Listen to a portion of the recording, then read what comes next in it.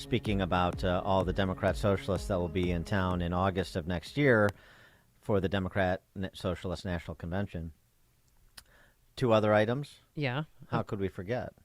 Wait, what? They could sit in on the trial and or sentencing phase for both Mike Madigan, the longest-serving House Speaker in American history, State House Speaker, and or Ed Burke. Oh, that's right. One of the longest-serving city councilmen in the Western world. So you got the Madigan and Burke and corruption trials yet to take place. Right.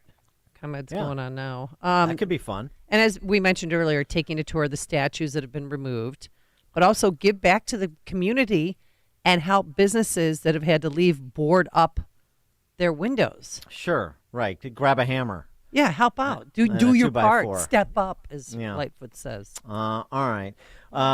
So President Trump sat down with Tucker Carlson last night, and they covered a number of topics, including, of course, his legal troubles, and perhaps the most telling statement to come out of the interview, which I shouldn't come as much of a surprise, but nonetheless is on the record, is no matter what happens in Manhattan or Fulton County, Georgia, or with the feds, you're seeing this thing through, running for president again in 2024. Is that right? Just to bottom line it, the purpose of this is to keep you out of the presidential race. If I weren't running, or if I had bad poll numbers, let's say. Right. And again, remember, the Democrats are the party of disinformation. If they want you to run, if they want to run against somebody, they're going to go the opposite. For instance, they don't want to run against. And now, I just gave you a poll. I'm 9 points up on Biden.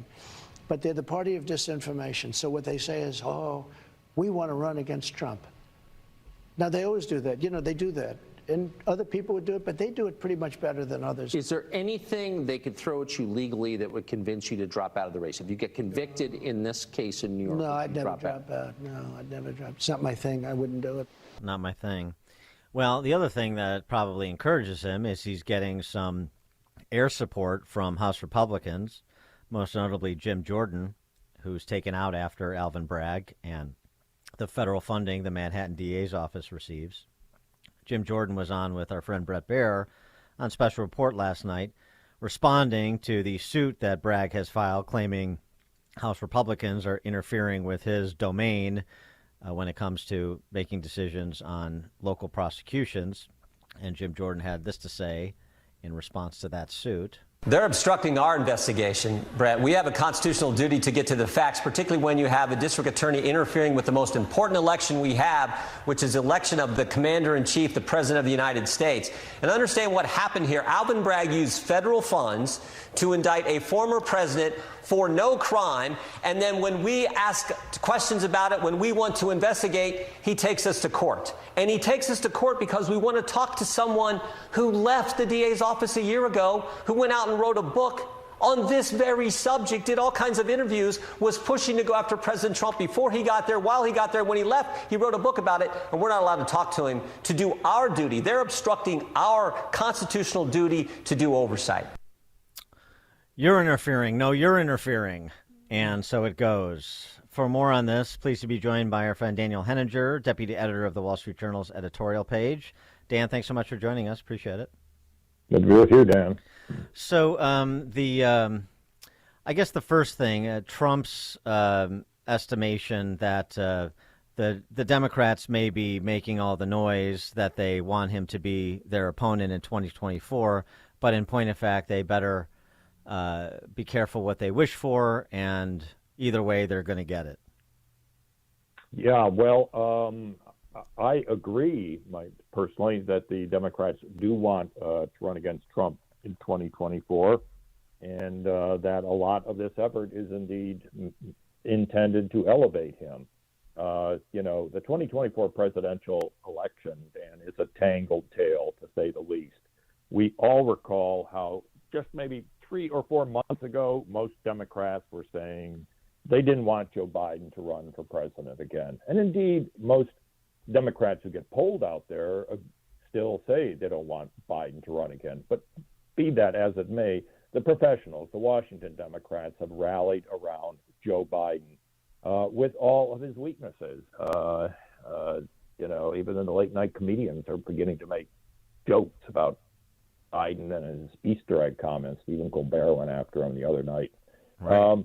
But the fact is, if it is going to be Biden as the candidate, Democrats have now decided their best bet is not for him to run against somebody like Ron DeSantis or Mike Pompeo or Nikki Haley, Tim Scott. Their best bet is for him to run against Trump because he beat him once already, and the most important reason for it is why Trump lost, which was basically that a significant number of independent voters and suburban voters didn't want to vote for Trump again and either declined to vote at all or voted for Biden. And the Democratic bloodless calculation is that Trump will be Trump for the next 18 months. And by the time that election rolls around in November 2024, which is a long way away, enough shoes will have dropped that Trump will turn off the same voters and Joe Biden will squeak through into the presidency again. But a recent poll shows that 37% of Democrats do not want Biden to run again. Yeah, I understand that. And I myself can't bring myself to believe that Biden really is going to be the nominee, despite everything the professional Democrats are saying, like the Easter egg comment the other day. Could Joe Biden next Tuesday evening walk out onto a stage for 90 minutes and debate Ron DeSantis or virtually anyone? How could he get through the 90 minutes without a teleprompter, without blowing himself up? I just don't see it. And that's one reason, for instance, California's governor, Gavin Newsom, is traveling the country, sort of getting his name out there. I think there is a sort of sense among some Democrats that Biden is not going to make it, and they're going to have to go to Plan B. I'm in that camp too. I can't believe that he makes the race, and actually Trump said the same thing to Tucker yesterday. I mean, I just don't see it. I don't see how he can, just endure the rigors of a presidential campaign. But if he did, the thing that's different about 2024 as opposed to 2020. And part of the reason why Trump lost in 2020 was, some of those independents that didn't like his personality and didn't like some of his antics, they nonetheless liked they liked where things were up until COVID and the lockdowns. But by the time November of 2020 rolled around, obviously things were much worse economically, and there was much more fear, and that redounded to the detriment of Trump. If Joe Biden is presiding over an economy in recession, and he's the nominee, couldn't you see independents possibly holding their nose and saying, well, I still don't like Trump's personality, but this guy just can't get the job done, didn't get the job done. And so if this is my choice, then I got to hold my nose and vote for Trump. Yeah, I think that's possible, Dan. I mean, we're here. The 2024 presidential election is essentially underway. And all of us, either ones in the business or guys people on the street, got to go and talk about it. But this is April. The primaries are next January. And the way I like to put it is Thanksgiving and Christmas are in next November and December. Most people would say, wow, that's a long way off. Well, the election is a year after that.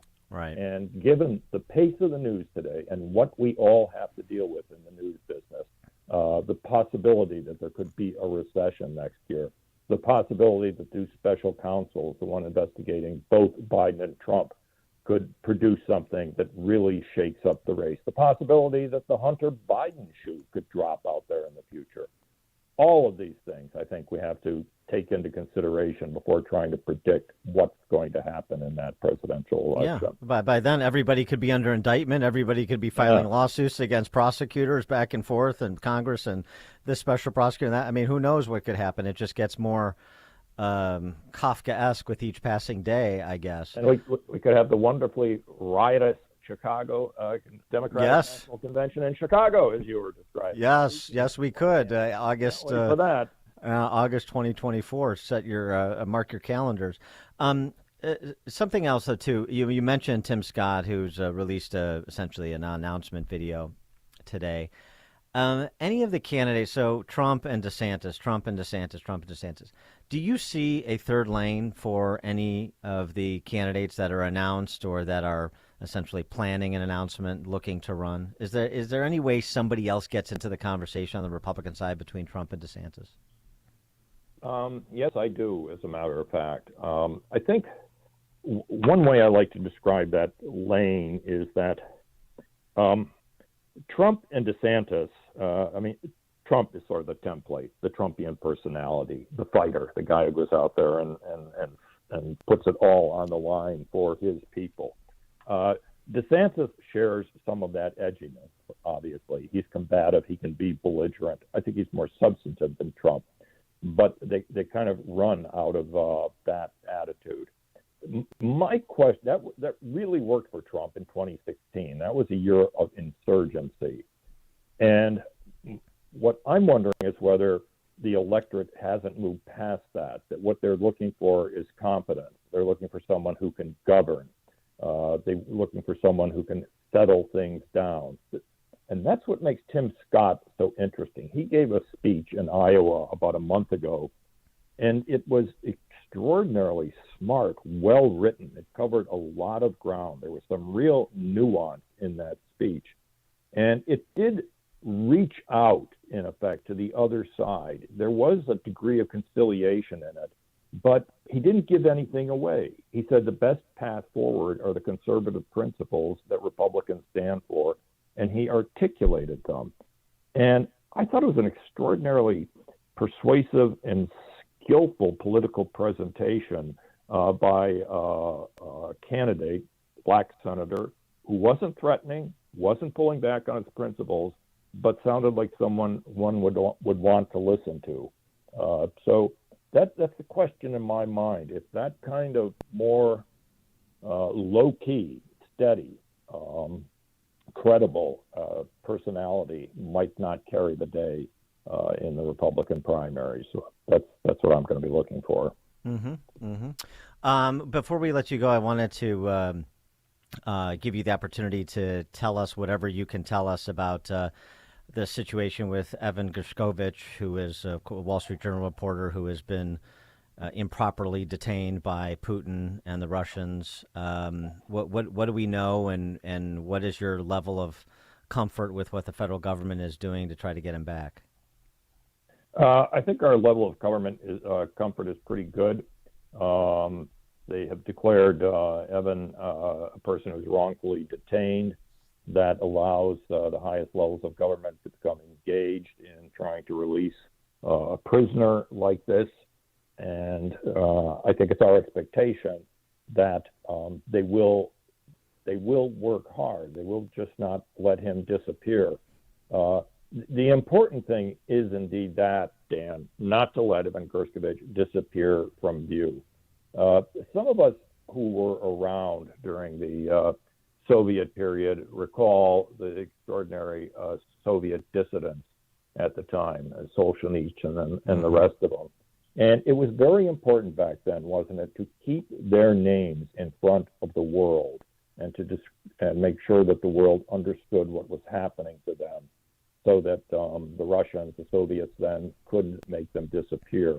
And that is the intention here with Evan Gershkovich, is to make sure he isn't forgotten, he doesn't disappear, and that while the world is made aware of his plight, the authorities can continue to try to seek his release. And I think I'm guardedly optimistic.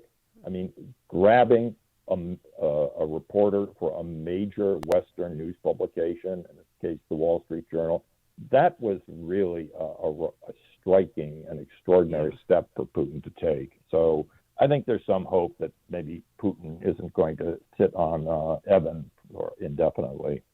Good. Well, I mean, you're right about keeping it front center, just like the Wall Street Journal and other outlets have done properly with Jimmy Lai vis-a-vis the Chinese communists. It's the same sort of thing.